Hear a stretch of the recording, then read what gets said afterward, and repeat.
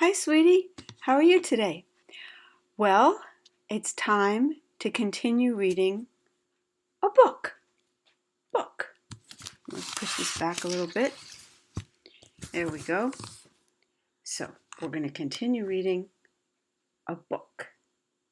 Okay. Now, before we start, do you need a cup of juice? I have to remember how to do juice. Well, why don't I look it up right now?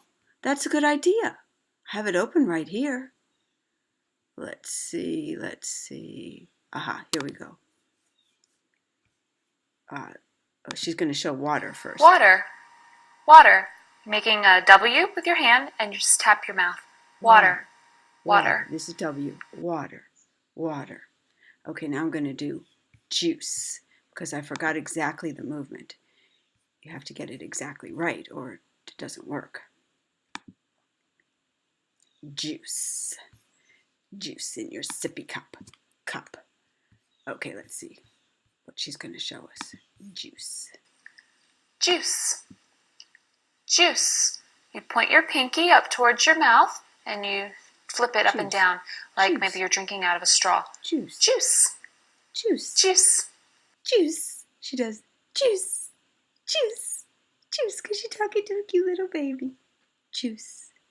So you could have a cup of juice or a cup of milk or a cup of water. C'est à toi. C'est ce que tu veux. C'est ce que tu veux. Si tu veux du lait, tu peux boire du lait. Tu peux boire juice. Ou peut-être tu peux boire de l'eau, water. One more time. But watch how she does this. It's cute, huh? Juice. Juice. Juice. You point your pinky up towards your mouth and you flip it up and down like maybe you're drinking out of a straw. Juice. Juice. I don't get where the straw comes in. Juice. Onward. So that's good for now. And now we're going to go back to our book. And our book is Goldilocks Returns. And you might remember that Goldilocks was the little girl that kind of broke into the three bears' little home and helped herself to things, a nap and porridge and different things and a chair. It wasn't very nice of her. So just to remind you where we left off, she's grown up now. She has an oddly shaped head. She likes to read books. And she has a business. And the business is locks. And she goes by the name Goldie now. She just shed the name from before. She didn't want to be called Goldilocks because she was ashamed of what she'd done. So she goes by Goldie. As a child, she was known as Goldilocks. I'll just review. And she was very naughty indeed. Her favorite hobby was snooping in houses where no one was at home until, of course, all that dreadful trouble with the bears when she had to flee. I learned the French word for flee actually yesterday. Not flee like it bites you, but flee like when you run from. If it's right here, I'll tell you. If not, I'll tell you next time. Hello. Oh, yeah, like I'm going to be able to pronounce this. I don't think so. Plus, I only have the, what's it called? I forgot the word, the grammatical word in English for it. Fouiller. Fleeing. Fouiller. Okay, back to the story.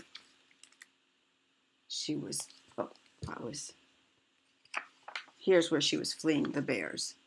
And now she's grown up. And there she is. She has her glasses and her beads, and she's got a business. And the business is locks and keys, keeping people safe. Because as they say, when she grew up, the older she got, the worse she felt about her horrid behavior. She shortened her name and pinned up her curls so no one would recognize her. Goldie opened a shop to help people protect themselves against sneaks. But no matter how she tried to leave her life of crime behind, it haunted her day and night. Goldie had nightmares about bears. She cried at the mere sight of a teddy bear. Her customers even began to look like bears. "I can't take it any longer," she sobbed at last. "It is time I set things right." Early one morning, Goldie loaded up her truck, turned her shop sign to close, and zoomed off toward the deep, dark woods.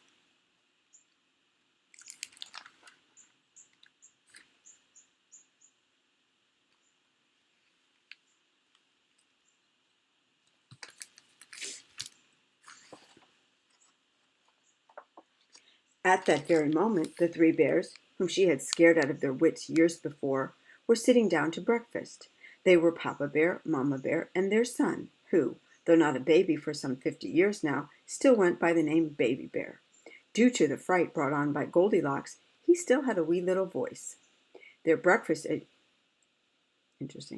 Their breakfast, as usual, was porridge, and as it had been every day since any of them could remember, it was much too hot to eat. "Grab your hats," Papa Bear sighed, and the three unsuspecting bears left for their daily walk. Here they are, trying to eat their porridge, but it's a bit too hot, so they're going to take a walk while it cools. And that does not look like a 50-year-old bear. But alas, the author has the last word. Oh, I see. Maybe that was before, and this is now. Who knows?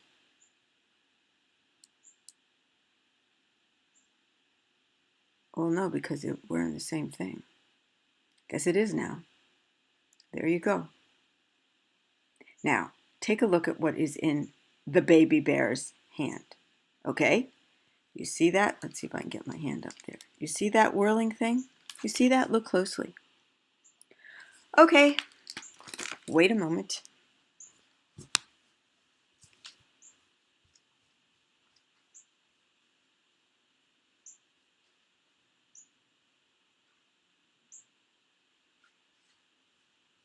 I got a present for you, and the present is from Judy, and look what it is.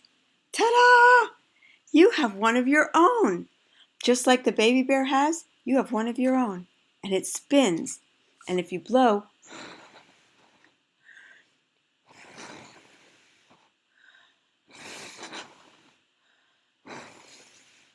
it spins. When you come, we'll put this outside, and if it's a breezy day, it'll spin and spin and spin. This is from Judy and Lynn. You met them before, and you love them. Understandable. They are wonderful. So that's his, and this is yours. Yours has a few more of the star petals to it, whatever they're called. Okay, back to the story. "Grab your hats," Papa Bear sighed, and the three unsuspecting bears left for their daily walk. And up comes Goldie. She has bags, she has tools, she has her glasses, she has her beads, she has her funny-shaped head with a hat, she has sensible shoes.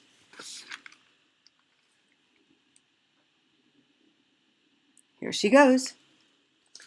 No sooner had the bears left than Goldie screeched to a stop in front of their cozy cottage. "It hasn't changed a bit," she gasped. Strapping her tool belt on, Goldie walked to the door and knocked. A smile crept across her face as she realized the bears, again, were not at home.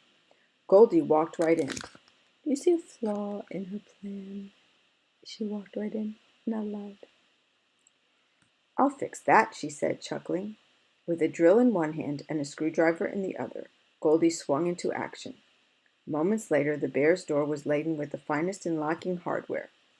Padlock, double bolt, and the secret anti-snoop lock she used in only the most serious cases. "Won't they be delighted?" she crooned. "I'm not so sure of that, truth be told. I'm not so sure of that. But let's read on and see." Next, Goldie headed for the kitchen. There sat the three bowls of porridge. Ish, she said. It's that same goop as before. Goldie emptied the bowls in the sink. They won't have to eat this nasty stuff anymore. And she set out her special fat-free rutabaga breakfast bars and cans of tart and tasty celery juice. Okie doke. Right about now, your mom is thinking of somebody. Goes by the name Blue Liffa. Blue Liffa. Yes, indeed.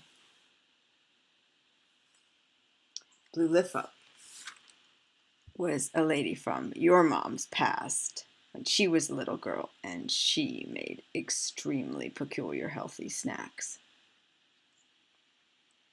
Cans of celery juice, which frankly would be delicious.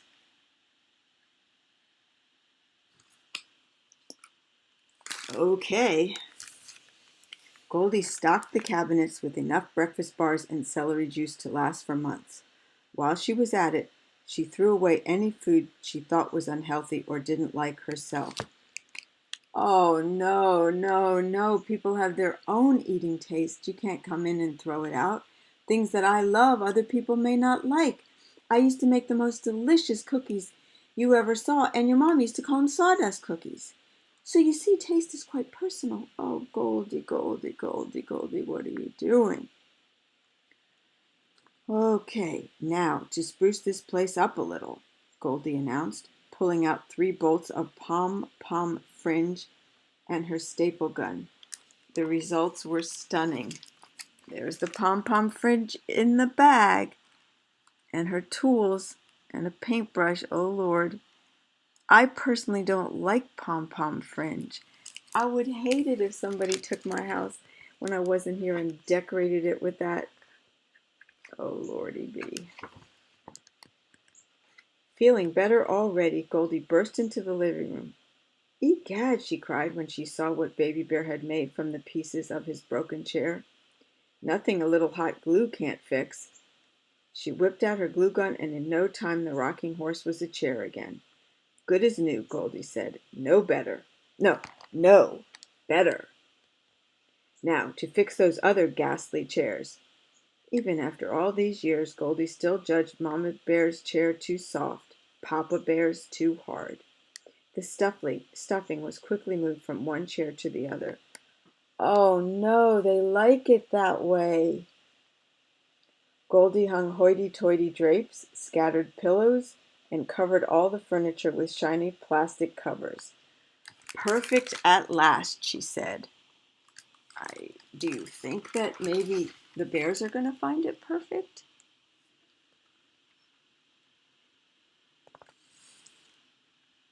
Imagine if somebody came into your crib and rearranged the things just the way you had them and liked them. That would be rude. Rude.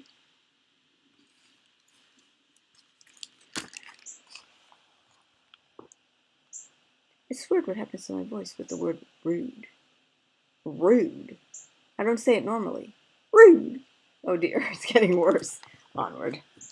Goldie raced up to the stairs to the 3 bears' bedroom. Good gosh, she said, testing the beds of Papa Bear and Mama Bear. Just as I remembered. Too hard, too soft. And before you could say Rip Van Winkle, she had adjusted the stuffings to her finicky liking.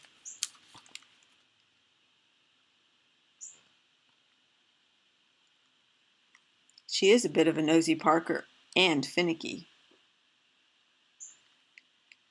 She's a funny-looking lady, too, I must say.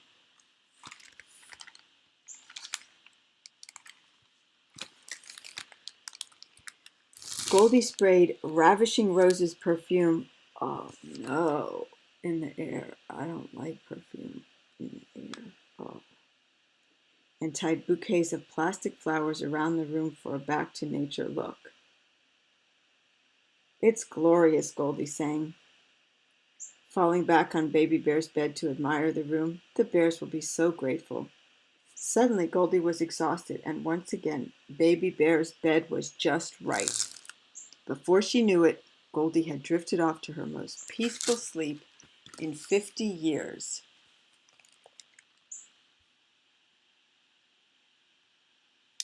And imagine what's going to happen. The three bears, meanwhile, were finally returning home from their walk. Seeing the truck, they began to worry. They hadn't had much luck with visitors in the past. "What on—" Papa Bear said, noticing the locks on the door. Then he heard Baby Bear squealing in the kitchen. "Oh, no! Oh, my gosh! Oh, my heavens!" he cried in his wee little voice. "Oh, no! Oh, my gosh! Oh, my heavens!" he cried in his wee little voice. "Look! Look!"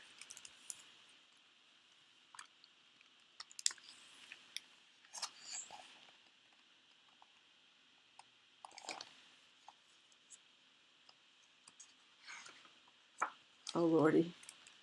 Look at this. Oh, no, no, no, no. I would hate that.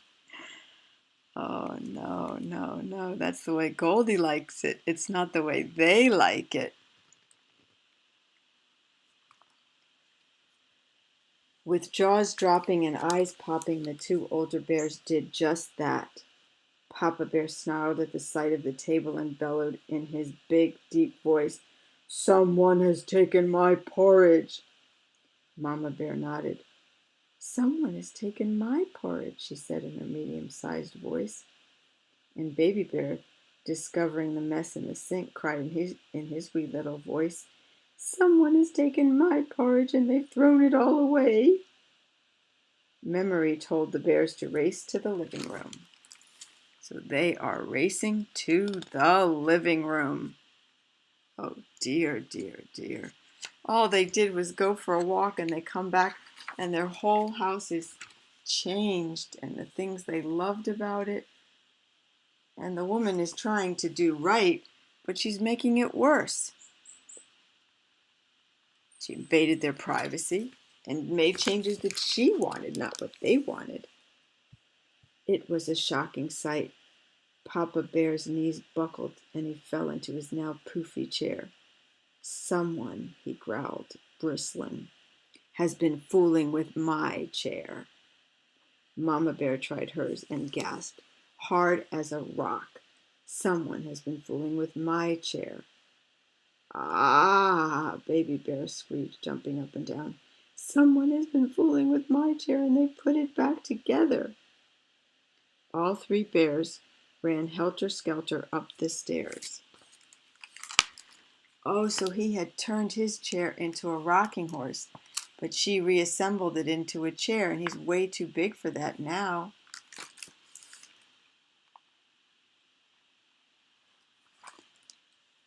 Oh dear, there's a statue. There's fancy curtains. A candelabra. Oh dear, she has made it quite fancy. P.U., Baby Bear gagged. "What's that smell?" "Ravishing roses," Mama Bear read, picking up the empty bottle from the floor. Oh no, she put out the whole bottle. It's gonna stink. The two older bears did not even check their beds. They knew where to look. What they saw made their fur stand on end. Baby Bear began to tremble. "She's back," he wailed, hoping it was all just a nightmare. "Someone's been sleeping in my bed, and here she is again." At that moment, Goldie's eyes popped open. Normally when I wake up, it isn't with a pop open. When you wake up, do your eyes pop open? Or do they just open gradually? Do they pop open?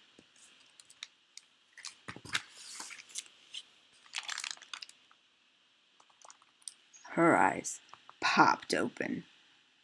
She's got three bears looking at her because their eyes popped open. Hers.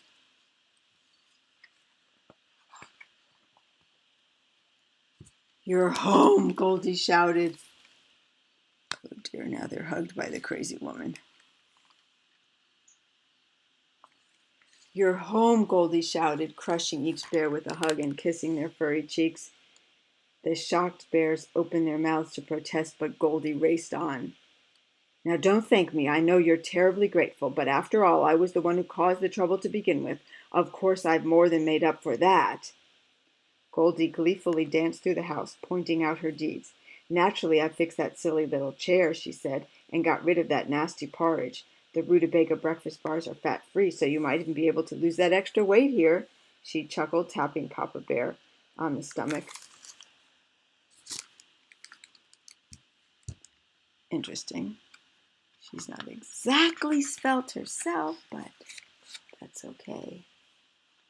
A growl began to grow in Papa Bear's throat, but before he could get it out, Goldie tossed him the keys to her fancy locks, hugged them all again, climbed in her truck, and was off.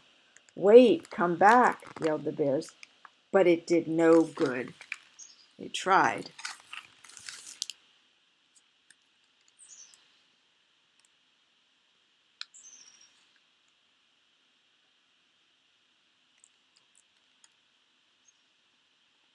There she goes, driving away.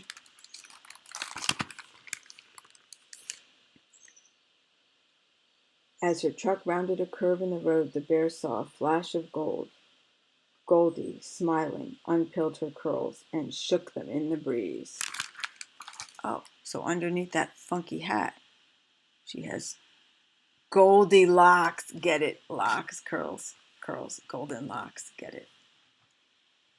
I forgot that. The dazed bear slowly turned back to their cottage. They moved awkwardly about their fancy schmancy house. They couldn't eat, couldn't get comfortable in their chairs, and so finally went to bed. No one slept a wink.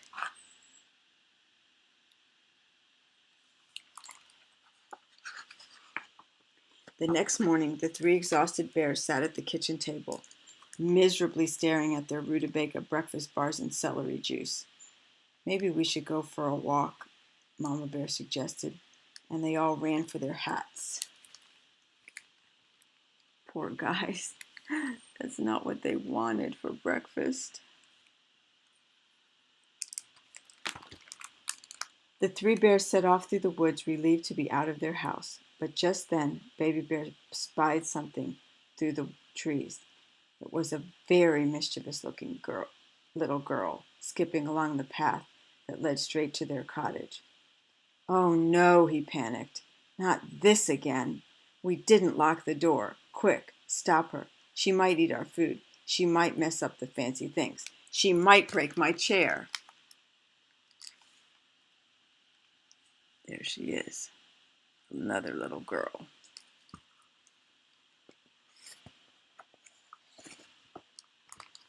The bears began to run after the girl, but then they suddenly stopped. "Eat the food? Mess up the fancy things? Break my chair?" Very slowly they all smiled.